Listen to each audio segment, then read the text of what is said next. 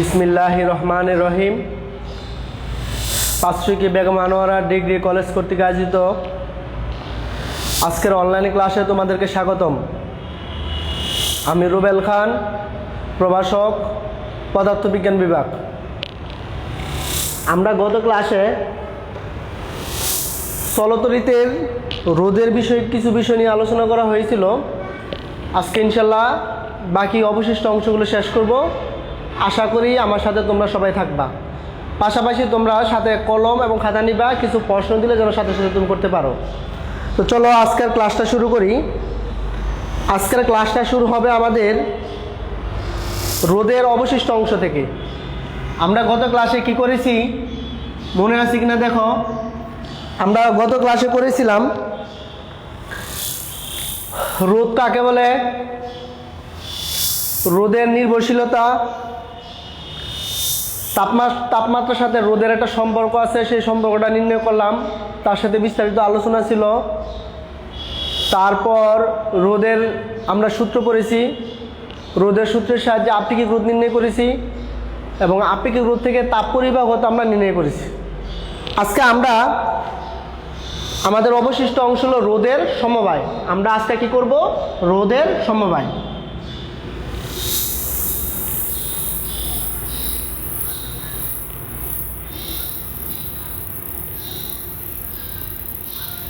আমরা কি করব দেখো,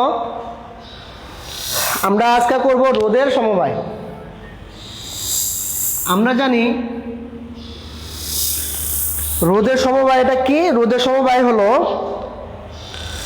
কতগুলো রোধকে একত্রে সংযুক্ত করা, কতগুলো রোধকে একত্রে সংযুক্ত করাকে বলে রোদের সমবায়।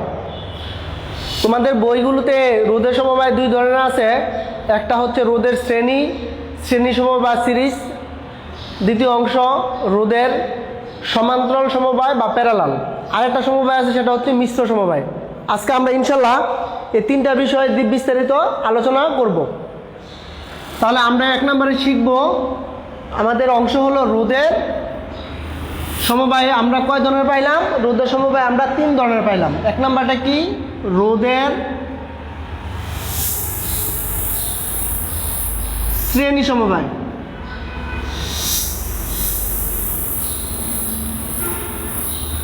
রোদের শ্রেণী সমবায়। দ্বিতীয় অংশ রোদের সমান্তরাল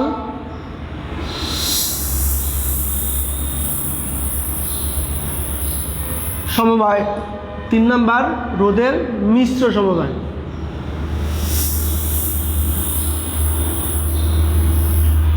চলো এবার আমরা এগুলো সম্বন্ধে বিস্তারিত ধারণা নেই। প্রথমে আমরা নিয়ে আসি রোদের শ্রেণী সমবায়।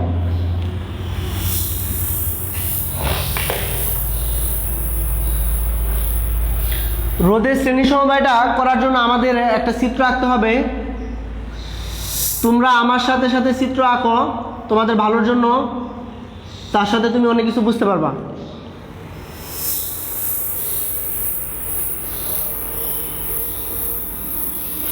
এখানে আমি একটা রোদ আঁকলাম, একটা রোদের শ্রেণী সমবায় আঁকলাম।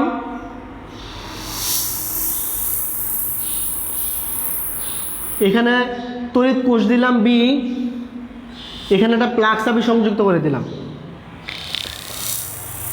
চলো আমরা প্রথমেই জেনে নেই রোদের শ্রেণী সমবায়টা কি। রোদের শ্রেণী সমবায় হলো কতগুলো রোধকে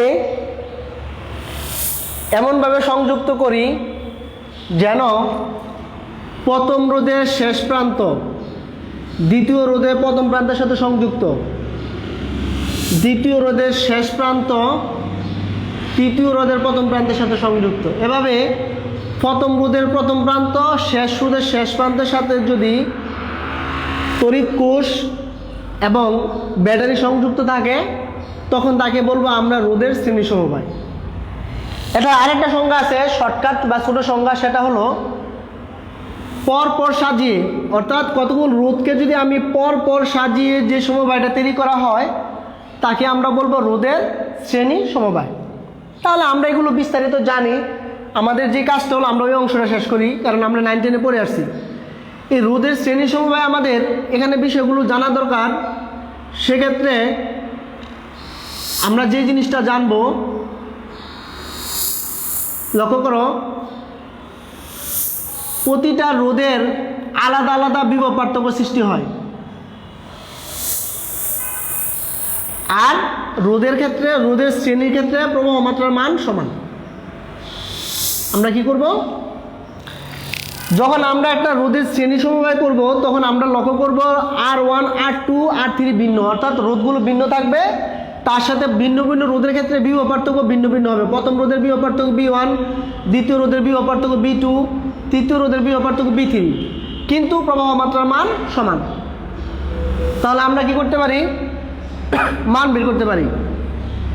তো এই ক্ষেত্রে আমাদের অনেকগুলো প্রশ্নের আনসার আমরা করতে পারি। সেক্ষেত্রে 1 নম্বর প্রশ্নটা হতে পারে যে রোদের এই সিরিজ দিয়ে বা এই চিত্র থেকে যদি বলা হয় তোমাকে যে রোদের কি তুল্যরোধ নির্ণয় করো, এই সার্কিটের তুল্যরোধ নির্ণয় করো। এখানে R1 R2 R3 এর মান ভিন্ন ভিন্ন মান থাকতে পারে। তারপরে এখানে বিভবের মান আছে, আমরা এগুলো জানি। আমরা একটু লক্ষ্য করি, সূত্রটা ছিল তুল্যরোধ নির্ণয় করতে গেলে যেহেতু এটা একটা শ্রেণী বা সিরিজ, সেক্ষেত্রে আমাদের সূত্র হবে, আমরা জানি 1 নম্বর প্রশ্ন হলো রোদের কি তুল্যরোধ নির্ণয় করো, এই সার্কিটটার তুল্যরোধ নির্ণয় করো। তাহলে যেহেতু এটা একটা শ্রেণী সমবায়, তাহলে সেক্ষেত্রে আমরা তুল্যরোধ নির্ণয় করবো। আমরা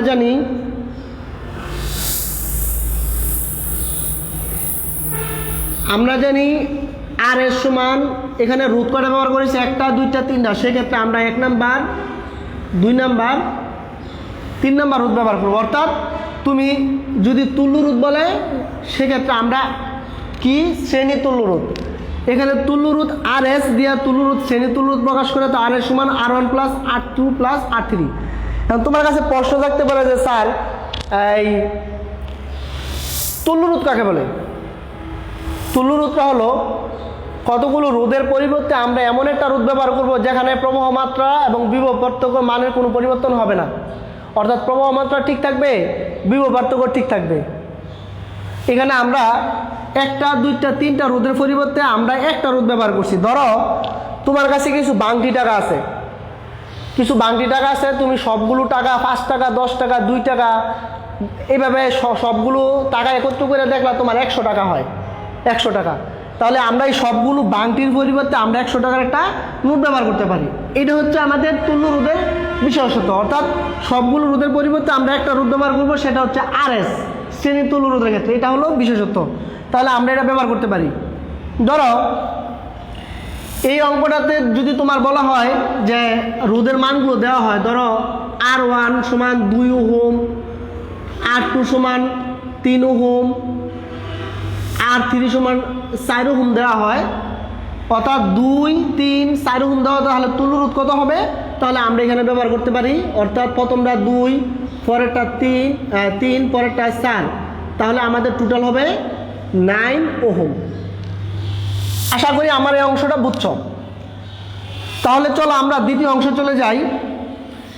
যদি তোমাকে বলা হয় যে এই সার্কিটের মাধ্যমে প্রবাহ মাত্রার মান নির্ণয় করো, 2 নম্বর প্রশ্ন। 2 নম্বর প্রশ্ন হলো প্রবাহ মাত্রার মান নির্ণয়, প্রবাহ মাত্রার মান নির্ণয় করো। সেক্ষেত্রে তুমি কি করবা, এখানে আমাদের সার্কিটের সবসময় আমরা জানি প্রবাহ মাত্রার দিক হবে এই যে তড়িৎ কোষের ধনাত্মক পাত থেকে, অর্থাৎ ধনাত্মক পাত থেকে ঋণাত্মক পাতের মধ্যে দিয়ে ফিরে আসবে। ধনাত্মক পাত থেকে সমগ্র বর্তনী ঘুরে ঋণাত্মক প্রান্তের মধ্যে দিয়ে ফিরে আসবে কি প্রবাহ মাত্রা। এটাকে আমরা কি দ্বারা প্রকাশ করি? I দ্বারা প্রকাশ করি। অর্থাৎ প্রবাহ মাত্রা হচ্ছে I। তাহলে আমি যদি এই সার্কিটের প্রবাহ মাত্রা নির্ণয় করি তাহলে আমাদের একটা সূত্র আসবে, সেক্ষেত্রে সেটা হবে, আমরা জানি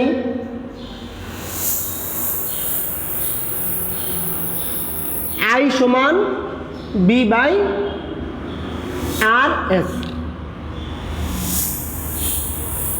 অনেক সময় তোমাকে এভাবে এই বিটা এইভাবে না দিয়া, এই যে এখানে বিটা আছে, এখানে তো বিভবের মানটা এইভাবে না দিয়া তোমাকে দিয়ে দিবে 10 ভোল্ট।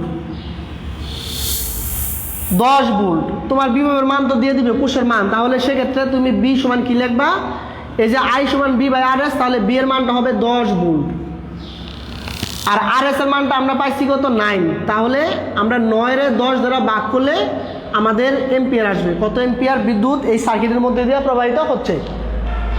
তাহলে আমরা এই সার্কিট থেকে আমরা প্রবাহ মাত্রার মান নির্ণয় করতে পারলাম, অর্থাৎ কি আই সমান বি বাই আর এস, তাহলে বি এর মান আর এস এর মান দিয়ে বের করলাম। অনেক সময় তোমার যদি পুষের মান দেওয়া থাকে, ধরো এখানে একটা অভ্যন্তরীণ রোধ দিয়ে দিল 1 ওহম, আর এখানে ইয়ের মান দিয়ে দিল, অর্থাৎ তড়িৎচালক শক্তি যদি দেওয়া থাকে, অর্থাৎ আমরা আগেরটা বি বাই মান বের করছি, বি এর মান দেওয়া আছে, এখন যদি তোমাকে তড়িৎচালক শক্তি এবং অভ্যন্তরীণ রোধ দেওয়া থাকে, সেক্ষেত্রে তোমার সূত্রটা কিভাবে হবে? সেক্ষেত্রে তোমার সূত্রটা হবে আই সমান E by R S plus আর। আমি আবারও বলি, যদি তুল্য রোধ এবং অভ্যন্তরীণ রোধ দেওয়া থাকে, সেক্ষেত্রে আই সমান E by R S plus আর, এটা হচ্ছে আমাদের সূত্র। তাহলে আমরা যথারীতি এইভাবে সাইড নোটও দিতে পারি। এখানে ই এর মান হচ্ছে 10 ভোল্ট তড়িৎচালক শক্তি, অভ্যন্তরীণ রোধ হচ্ছে 1 ওহম, আর আর এস এর মানটা আমরা পাইছি 9 ওহম।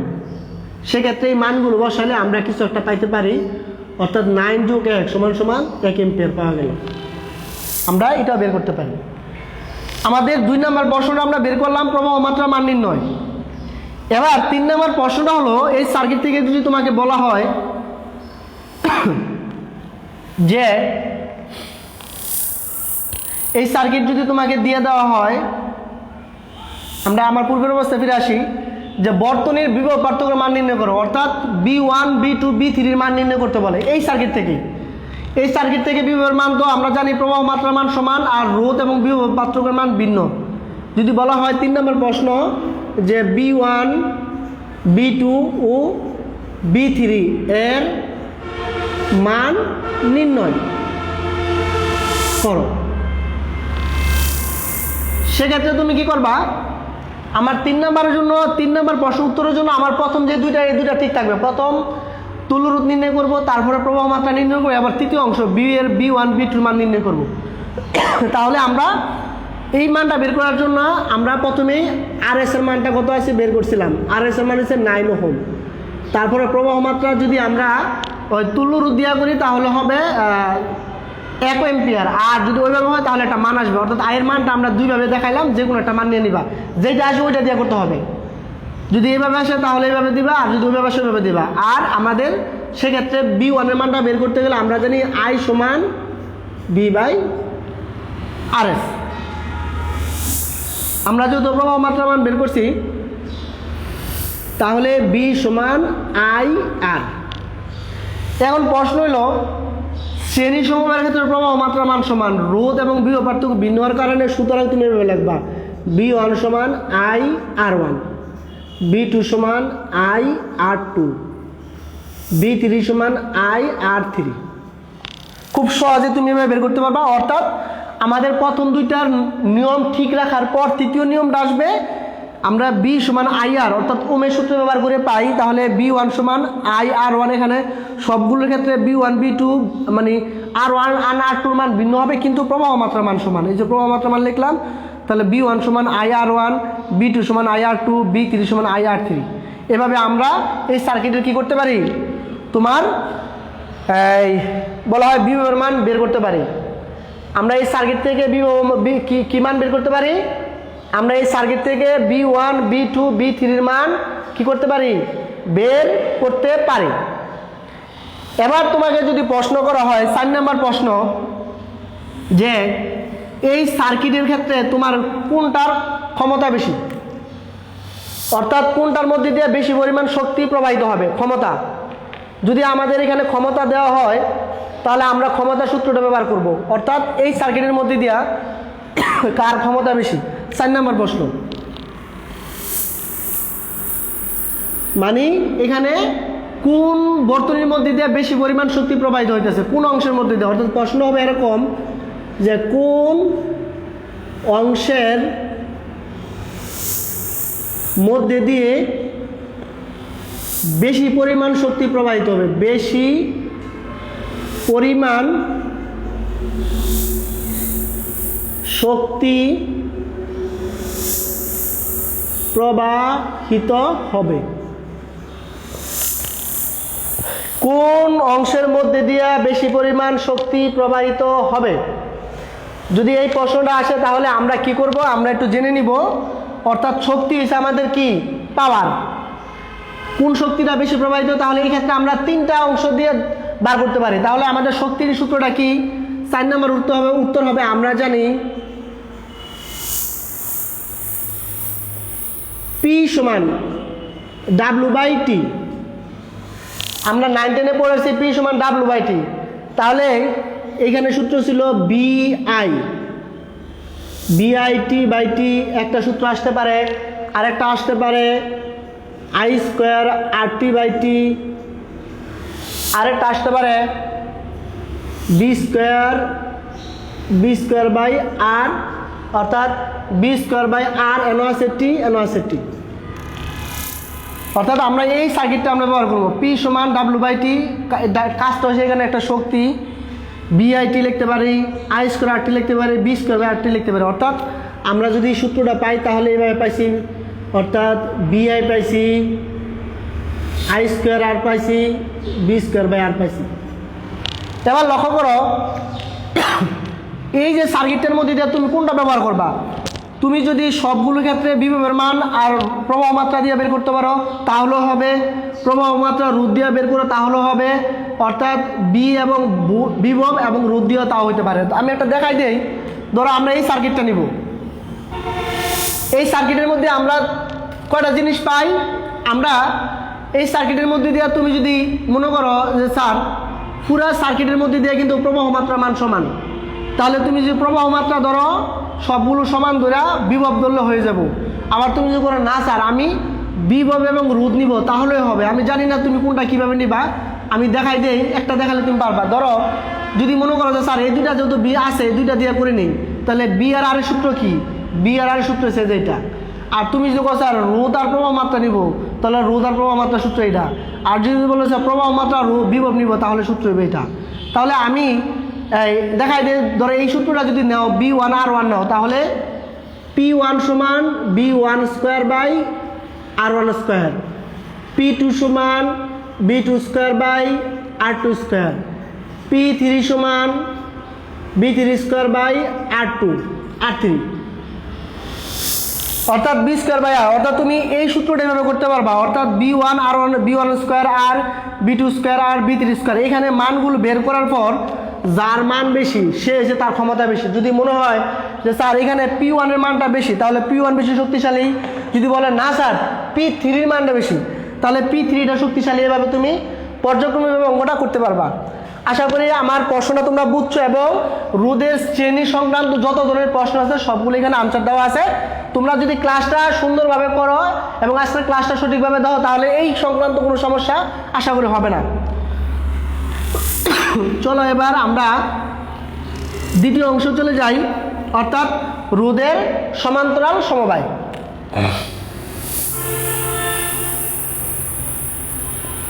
রোধের সমান্তরাল সমবায়।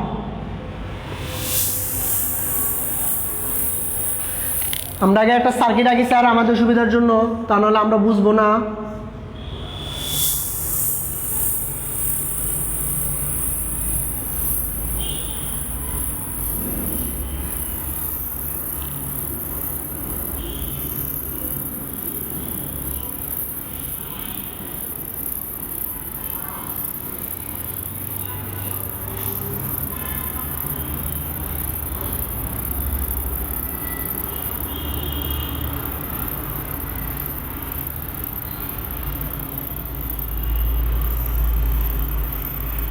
লক্ষ্য করো আমি একটা সার্কিট তোমাদের জন্য এঁকেছি। আগে আমরা শিখব রোধের সমান্তরাল সমবায় কি। তুমি কিভাবে বুঝবা এই সার্কিটটার যে রোধের সমান্তরাল সমবায়? সেক্ষেত্রে তোমার করণীয় হলো, তুমি লক্ষ্য করো আমরা এখানে যতগুলো রোধ ব্যবহার করছি, রোধের সমান্তরাল সমবায়ের ক্ষেত্রে কতগুলো রোধকে আমরা এমনভাবে সংযুক্ত করব যেন সবগুলো রোধের প্রথম প্রান্ত একটা সাধারণ বিন্দুতেই। এই যে সবগুলো তিনটা R1 R2 R3 রোধ ব্যবহার করেছি, সবগুলো রোধের প্রতিটা রোধের দুইটা প্রান্ত থাকে, একটা প্রথম প্রান্ত একটা শেষ প্রান্ত। তো সবগুলো রোধের প্রথম প্রান্ত একটা সাধারণ বিন্দুতে এবং রোধের মানে বাকি রোধ মানে প্রথম প্রান্ততে সাধারণ বিন্দুতে বাকি প্রান্তটা যদি আরেকটা সাধারণ বিন্দুতে সংযুক্ত থাকে, অর্থাৎ রোধের দুইটা প্রান্তই দুইটা বিন্দুতে সংযুক্ত থাকলে এবং তাদের মাঝখানে যদি তড়িৎ কোষ এবং ব্যাটারি অর্থাৎ তড়িৎ কোষ এবং প্লাগ চাবি যদি শ্রেণীতে সংযুক্ত থাকে, তখন তাকে বলা হয় প্যারালাল বা সমান্তরাল সমবায়। আমি আবারও বলি, সবগুলো রোধগুলোকে আমরা এমনভাবে সংযুক্ত করব যেন প্রথম প্রান্ত একটা সাধারণ বিন্দুতে বাকি প্রান্তগুলো আরেকটা সাধারণ বিন্দুতে সংযুক্ত করলে যে সমবায় তৈরি করা হয় তাকে রোধের সমান্তরাল সমবায় বলা হয়। তো সমান্তরাল সমবায়ের ক্ষেত্রে আমরা প্রথমে যে শর্তটা থাকবো, প্রথম শর্তটা হলো তুল্য রোধ নির্ণয় করো। সমান্তরাল সমবায়ের ক্ষেত্রে তুল্য রোধ নির্ণয় করো। তো সেক্ষেত্রে আমরা এটা জানি যে আমরা জানি 1/Rp সমান 1/R1 plus 1/R2 plus 1/R3। এটা হচ্ছে আমাদের প্যারালালের তুল্য রোধ নির্ণয় 1/Rp সমান। এভাবে আমরা বের করতে পারি। যদি তোমাকে মান দেওয়া হয় যে R1 সমান 2 ওহম, R2 সমান 4 ওহম, R3 সমান 6 ওহম, তাহলে এই মানগুলো বসালে তুমি একটা কিছু পাবা, অর্থাৎ 2 যোগ 1/2 1/4 1/6 এখানে করলে একটা মান পাবা। মান পাওয়ার পরে তুমি যদি মান করতে চাও যে স্যার এটা হচ্ছে 12, তাহলে 6 দুগুণে 12, 3 4 12, 3 দুগুণে 6, 6 দুগুণে 12, 6 দুগুণে 12, 3 4 12 আর হচ্ছে 6 দুগুণে 12। তাহলে আমাদের মানটা আসতেছে 5 আর 6 11, 11/12। তাহলে আমরা তুল্য রোধটা হবে Rp সমান 12/11। অর্থাৎ তোমার এখানে তুল্য রোধ হবে Rp সমান 12/11, অর্থাৎ এটা দশমিকে হইতে পারে অথবা তোমার এই মানটা হইতে পারে। তাহলে আমরা আশা করি এটার কি নির্ণয় করলাম, তুল্য রোধ নির্ণয় করলাম। দ্বিতীয় প্রশ্নটা হতে পারে তোমার এরকম, আমরা এটা মুছে দিই আমাদের সুবিধার জন্য। দ্বিতীয় প্রশ্ন হইতে পারে প্রবাহ মাত্রা মান নির্ণয়, রোধের মানে এই সার্কিটের প্রবাহ মাত্রা মান নির্ণয়। তাহলে 2 নম্বর প্রশ্ন হবে প্রবাহ মাত্রার মান নির্ণয়। তাহলে প্রবাহ মাত্রার মানটা আমরা এভাবে লিখতে পারি B/Rp। বি এর মান তোমার এখানে দিয়ে দিব, ধরো 10 ভোল্ট দিয়ে দিল, তাহলে বি এর মান হচ্ছে 10 ভোল্ট আর আরপির মান হচ্ছে তোমার 12/11। এত ওহম দিয়া তুমি একটা মান বের করলা, এটা হচ্ছে এম্পিয়ার। এখানে মান বসা দিলে এম্পিয়ার হবে। তাহলে আমাদের 2 নম্বর প্রশ্ন শেষ। এবার চিত্রটা একটু ভালো করে লক্ষ্য করো, আমরা ওই চিত্রটার সাথে একটু মিলিয়ে পড়ি। ওই চিত্রটার মধ্যে আমাদের প্রবাহ মাত্রার মান সমান ছিল আর এখানে বিভবের মান সমান। যদি বিভবের মান সমান হয় তো সেক্ষেত্রে তুমি কি করবা, রোধগুলো প্রবাহ মাত্রার মান ভিন্ন হবে, রোধগুলো ভিন্ন, বিভবের মান সমান। তাহলে তোমার আগে যদি বলা হয় এই বর্তনীর মধ্যে দিয়া I1 I2 ও R3 নির্ণয় করো, অর্থাৎ I1 I2 I3 মান নির্ণয় করতে বলে, তো সেক্ষেত্রে কি হবে, সেক্ষেত্রে তোমার হবে, আমরা প্রথমে ওই যে 2টা অংশ বার করেছি। এবার 3 নম্বর প্রশ্নের জন্য উত্তরটা হবে I সমান B/Rp। তাহলে B সমান I/Rp, অর্থাৎ 3 নম্বর প্রশ্নের উত্তরটা হবে আমরা জানি I সমান B/Rp, অর্থাৎ এখানে B এর একটা মান বের করবো। এই পুরা বর্তনীর B এর মানটা বের করলাম, একটা মান আসবে। প্রবাহ মাত্রা মান আমরা 2 নং প্রশ্ন থেকে নিব আর আরপিটা প্রথম অংশ থেকে নিব। তো নেওয়ার পরে আমাদের এখানে B এর একটা মান আসবে। এই বিটা আসার পরের অংশটা হবে আমরা জানি I1 সমান B/R1, I2 সমান B/R2, I3 সমান B/R3। অর্থাৎ আমরা বিভবের মান তো সবগুলোতে সমান থাকবো, প্রবাহ মাত্রা রোধের মান ভিন্ন, সেই শর্ত কাজে লাগে আমরা প্রবাহ মাত্রার মান বের করলাম। I1 সমান B/R1, I2 সমান B/R2, I3 সমান B/R3, অর্থাৎ এই সার্কিটগুলোর মান আমরা বের করলাম। এটা হচ্ছে আমাদের 3 নম্বর প্রশ্নের উত্তর। এবার চলো আমরা 4 নম্বর প্রশ্ন উত্তরটা যদি যথারীতি আসে ওইভাবে যে কোন অংশের মধ্যে দিয়ে বেশি পরিমাণ শক্তি প্রবাহিত হবে, সেক্ষেত্রে তুমি কি করবা, সেক্ষেত্রে তুমি ওই আগের মতন যে যার সাথে যার সম্পর্ক তুমি প্রবাহ মাত্রা রোধ দিয়ে করতে পারবা, প্রবাহ মাত্রা বিভব দিয়ে করতে পারবা, বিভব এবং রোধ দিয়েও করতে পারবা। অর্থাৎ 3টা অংশের যে কোনো একটা দিয়ে করলে তোমার অঙ্ক হয়ে যাবে। তাহলে আমি মোটামুটি তোমাদেরকে একটা ধারণা দিতে পারলাম আর মিশ্র সমবায়টা হলো আমরা এই যে প্রথম যে দুইটা নিয়ম করলাম, এই দুইটা নিয়মের উপর ভিত্তি করে আমরা মিশ্র সমবায় করব। তোমাদেরকে মিশ্র সমবায়ের একটা সার্কিট এঁকে দেই, তোমরা বলবা।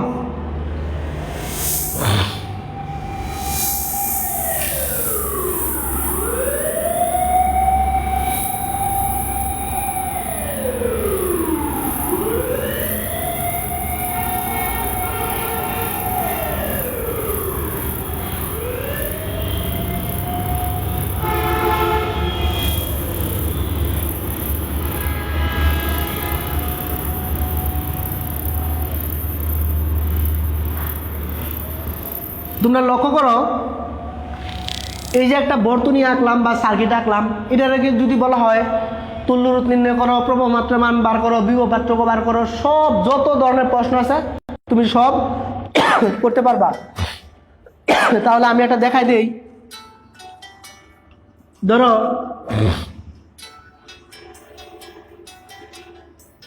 আমি একটা মান দিয়ে দিলাম। প্রথম প্রশ্নটা যদি তোমাকে করা হয় এভাবে যে বর্তনীর তুল্য রোধ নির্ণয় করো, তুমি যদি তোমাকে যদি বলা হয় যে বর্তনীর তুল্য রোধ নির্ণয় করো, বর্তনীর তুল্য রোধ, সেক্ষেত্রে তুমি কি করবা?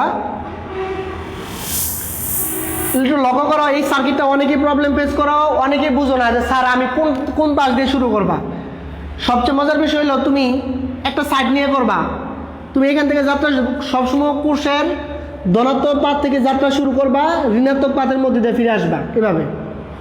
তাহলে এই প্রবাহ মাত্রাটা এখানে আসার পরে দুইটা ভাগে ভাগ হয়ে গেছে। তুমি দেখো আমরা সমান্তরালে বলছিলাম যে রোধগুলো যদি দুইটা প্রান্ত একটা সাধারণ বিন্দুতে, বাকি দুইটা একটা সাধারণ বিন্দুতে মিলিত হয়, তাহলে রোধগুলো হবে সমান্তরাল। এই দুইটা রোধের প্রথম প্রান্ত একটা সাধারণ বিন্দুতে, বাকি দুইটা প্রান্ত আরেকটা সাধারণ বিন্দুতে মিলিত হয়েছে, তাহলে এইটা অসমান্তরাল। তাহলে তুল্য রোধ নির্ণয় করার জন্য এটা একটা অংশ, এটা একটা অংশ তুমি আলাদা আলাদা করবা। তো সেক্ষেত্রে 1/RP1 সমান 1/R1 প্লাস 1/R2, অর্থাৎ R1 R2 মান দিয়ে একটা মান বের করবা। RP1 এর একটা সঠিক মান, অর্থাৎ তুমি RP1 এর একটা উল্টায় দিয়ে একটা মান বের করলা। আবার 3R4 এর জন্য আরেকটা সূত্র ব্যবহার করবা। ওইটা কোনটা? 3R4 এর জন্য মনে করবা 1/RP2 1/R3 যোগ 1/R4। এই 3 এবং 4 এর মান বসে তুমি একটা মান বের করে ওইখানে RP2 বসিয়ে দিলাম।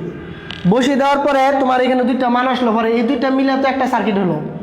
তখন এই দুইটা মিলে একটা সার্কিট এবং এই দুইটা মিলে একটা সার্কিট। এই সার্কিট আর এই সার্কিট কি শ্রেণীতে আছে, অর্থাৎ একটা লেজের সাথে একটা মাথা আছে। তাহলে পরে তুমি আর এর সমান RP1 প্লাস RP2 বসিয়ে দিলে তুমি তোমার প্রত্যাশিত মান পাবা। হয়ে গেল প্রবাহ তুল্য রোধ নির্ণয়। যথারীতি আবার প্রবাহ মাত্রা মান করলে I সমান B/RP দিয়ে বের করবা, তারপরে আবার এইভাবে পর্যায়ক্রমে বের করতে পারবা। আবার এই দুইটা যেহেতু প্যারালালের ক্ষেত্রে যদি বিভব হয় তো বিভবের সূত্র দিবা, আবার যদি শ্রেণী বা সিরিজ হয় তাহলে ওইটার মান বার করবা। এভাবে তুমি ইনশাল্লাহ পর্যায়ক্রমে করলে তুমি তোমার প্রশ্নের উত্তর যথাযথ পাবা।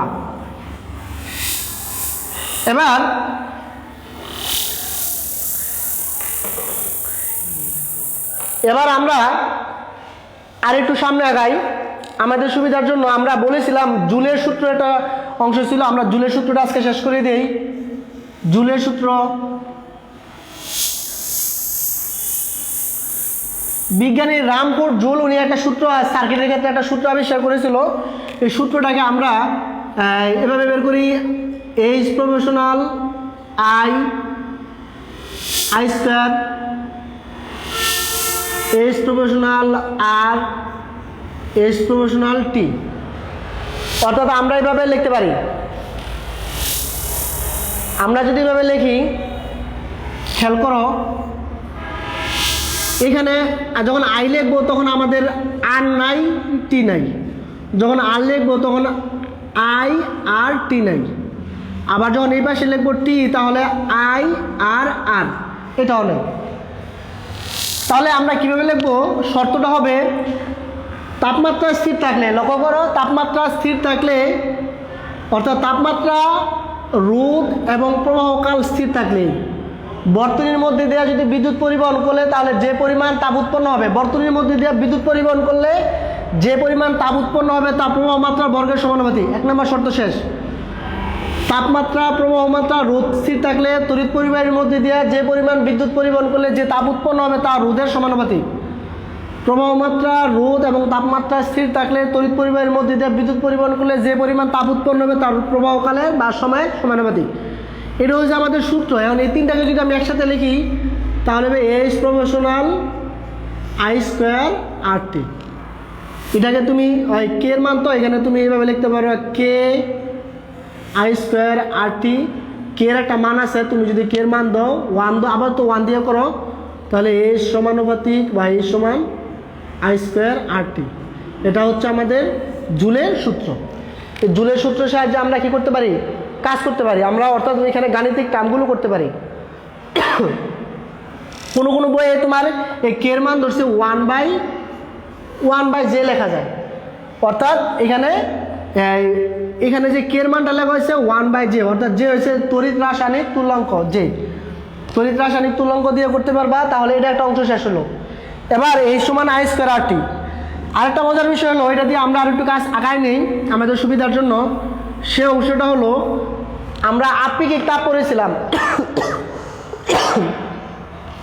আমরা যদি আপেক্ষিক তাপ পড়েছিলাম কি, এই সমান ms del t বা del theta, অর্থাৎ তুমি এখানে H পড়ছিল না, এখানে 19 Q ছিল, অর্থাৎ তাপ সমান ms del t। আপেক্ষিক তাপ কি, 1 কেজি বরের কোনো বস্তু তাপমাত্রা 1 কেলভিন বৃদ্ধি করতে, 1 কেজি বরের কোনো বস্তু তাপমাত্রা 1 কেলভিন বৃদ্ধি করতে যে পরিমাণ তাপ শক্তির প্রয়োজন তাকে আপেক্ষিক তাপ বলা হয়, তাকে S দ্বারা প্রকাশ করা হয়। তো সেক্ষেত্রে আমরা আপাতত মনে রাখবো এখানে কিউটা তো না, আমাদের কিউটার পরিবর্তে আমরা এখানে হিট দিব, হিট অর্থাৎ তাপ। এখানে হিট দিলে ms del t টা এখানে একটা শর্ত আসবে আর এখানে একটা শর্ত আসবে। এই শর্ত সমন্বিত করে আমরা অনেকগুলো প্রবলেম সলভ করতে পারবো এভাবে। I স্কোয়ার RT এটা হইতে পারে। আবার আমরা যে অংশটা লিখেছিলাম তোমরা মনে আছে কিনা, I স্কোয়ার RT লিখেছিলাম, এটা হইতে পারে, অথবা এটা হইতে পারে B স্কোয়ার বাই RT। আর একটা লিখছিলাম আমরা কি BIT, অর্থাৎ ms del t টা সমান তুমি I স্কোয়ার RT লিখতে পারো, B স্কোয়ার RT লিখতে পারো, BIT লিখতে পারো। এই শর্তের সাথে এই শর্ত তুলনা করে তুমি অঙ্ক করতে পারবা, এই শর্তের সাথে এই শর্ত তুলনা করে অঙ্ক করতে পারবা, এই শর্তের সাথে এই শর্ত তুলনা করে অঙ্ক করতে পারবা। মনে করো যদি প্রবাহ মাত্রা এবং রোধ দেওয়া থাকে, তো প্রবাহ মাত্রা রোধ হলে এই শর্তদের সাথে শর্ত মিলাইবা, বিভব পার্থক্য রোধ থাকলে শর্তের সাথে মিলাইবা, এবং বিভব পার্থক্য প্রবাহ মাত্রা থাকলে শর্তের সাথে মিলাইবা। এখানে এমটা হচ্ছে ভর, এস হচ্ছে আপেক্ষিক তাপ। যদি পানি থাকে তাহলে 4200 জুল, বরফ থাকলে 2100 জুল, আর যদি বাষ্প হয় তাহলে 2000 জুল। এই মানগুলো মুখস্থ রাখবা আর তাপমাত্রা তো বের করবা। আরেকটা অংশ আমরা জানি যে পাওয়ার সমান P সমান W/T, তো W মানগুলো তো এইগুলোই আসবে, অর্থাৎ এই মানগুলো বের করলে আমরা I স্কোয়ার আর B স্কোয়ার আর BI এগুলো সবগুলো আমরা করতে পারি, নির্ণয় করতে পারি। তো ইনশাল্লাহ আমার ক্লাসের সময় মনে হয় শেষ। ইনশাল্লাহ আগামী ক্লাসগুলোতে এটা নিয়ে আমরা গাণিতিক টার্ম করব। আর আজকের ক্লাসটা যারা করেছো আমার বিশ্বাস তোমরা এই জটিল সার্কিটগুলো থেকে কাজ করতে পারবা। ইনশাল্লাহ আগামী ক্লাসে আমরা এই জুলের অঙ্ক করব, পাশাপাশি তড়িৎ কোষ এবং কিসবের সূত্র নিয়ে আলোচনা করব। আশা করি তোমরা ভালো থাকবা, সবাই সুস্থ থাকবা, আর আমাদের ক্লাসগুলো নিয়মিত দেখবা, সেই সাথে বাড়িতে কাজ করবা। সবাইকে ধন্যবাদ। আসসালামু আলাইকুম।